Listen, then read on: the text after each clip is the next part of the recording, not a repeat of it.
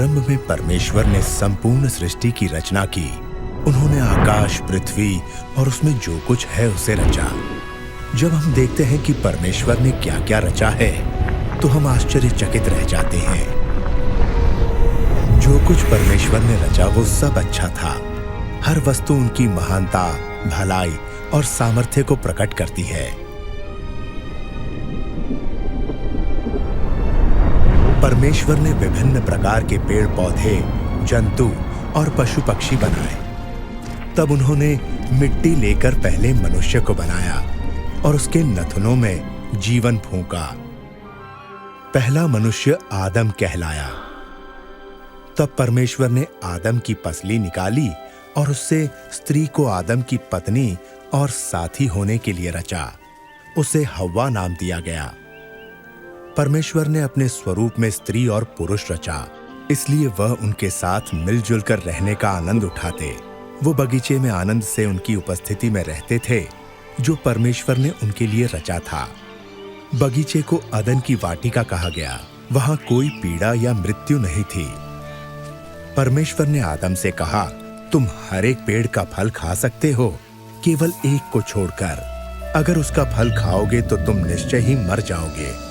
परंतु एक दिन शैतान, जो दुष्ट आत्माओं का प्रधान है, उसने हव्वा को परीक्षा में डालने की कोशिश की। उसने फल तोड़ा और कुछ खाया और उसने अपने पति को भी खिलाया। उसी क्षण परमेश्वर के साथ उनका संबंध टूट गया, क्योंकि परमेश्वर पवित्र हैं और उनकी आज्ञा तोड़ने वाले उनकी उपस्थिति में नहीं रह सकते। परमेश्वर ने आदम और हव्वा को अदन की वाटिका से बाहर कर दिया। उन्होंने परमेश्वर की आज्ञा को नहीं माना, इसलिए उन्हें लज्जित होना पड़ा।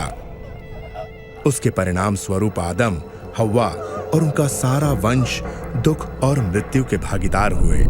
लेकिन परमेश्वर बहुत दयालु हैं। उन्होंने मनुष्य से प्रेम करना नहीं छोड़ा।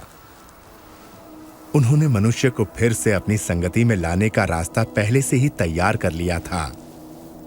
पवित्र शास्त्र में परमेश्वर ने अपनी इस योजना को प्रकट किया, जिसके द्वारा वे मनुष्य को उस दंड से जिसके वे लायक हैं बचाएंगे और उनके पाप और लज्जा को दूर करके अपनी संगति में वापस लाएंगे।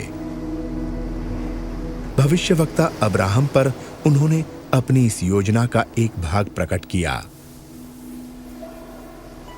अब्राहम ने परमेश्वर पर विश्वास किया और उनका आदर किया। परमेश्वर ने उसे आशीष देने की प्रतिज्ञा की और कहा कि उसके द्वारा वो सब राष्ट्रों के लोगों को आशीष देंगे। परमेश्वर ने उससे प्रतिज्ञा की कि वे उसके वंश को सागर तट की रेत के कणों और आकाश के तारों के समान कर देंगे। अब्राहम ने परमेश्वर पर विश्वास किया और परमेश्वर ने उसके इस विश्वास के कारण उसे धर्मी ठहराया और लोगों ने उसे परमेश्वर का मित्र माना।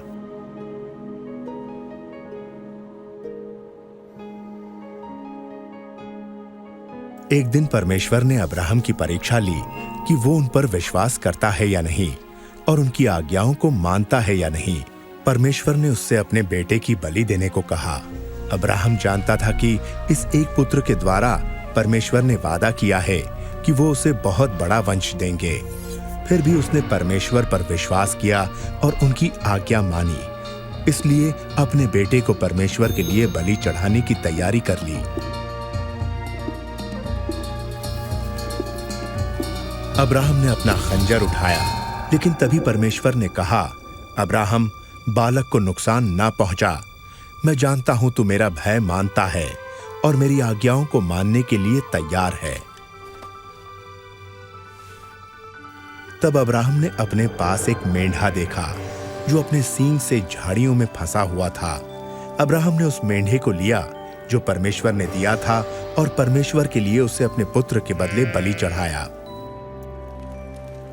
जब परमेश्वर ने अब्राहम के बेटे की जगह मेंढा उपलब्ध कराया, उन्होंने लोगों के लिए अपने महान प्रेम को प्रकट किया।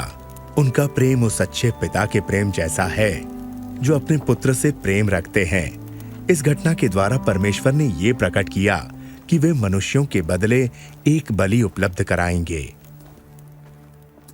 बहुत समय पहले परमेश्वर ने भविष्यवक्ताओं पर यह प्रकट किया कि वे एक पाप रहित व्यक्ति को आदम के वंशजों के बदले मरने के लिए भेजेंगे और उनके पाप और लज्जा को दूर करेंगे।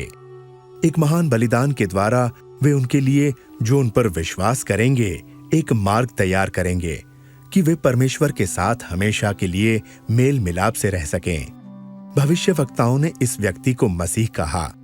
उन्होंने कहा कि परमेश्वर मसीह को अपने लोगों को बचाने के लिए भेजेंगे और वे उनके राजा होंगे और परमेश्वर के नाम से हमेशा उन पर राज्य करेंगे।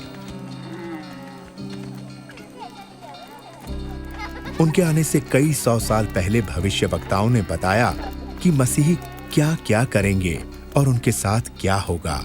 भविष्यवक्ता दाऊद ने कहा कि परमेश्वर मसीह के बारे में ये घोषणा करेंगे कि तू मेरा पुत्र है। यशायाह भविष्यवक्ता ने कहा कि एक कुंवारी गर्भवती होंगी और एक पुत्र उत्पन्न होंगे। उनका वो पुत्र परमेश्वर का अनंत वचन होगा, जिसे परमेश्वर ने कुंवारी के गर्भ से मनुष्य के रूप में संसार के सम्मुख प्रकट करने के लिए भेजा।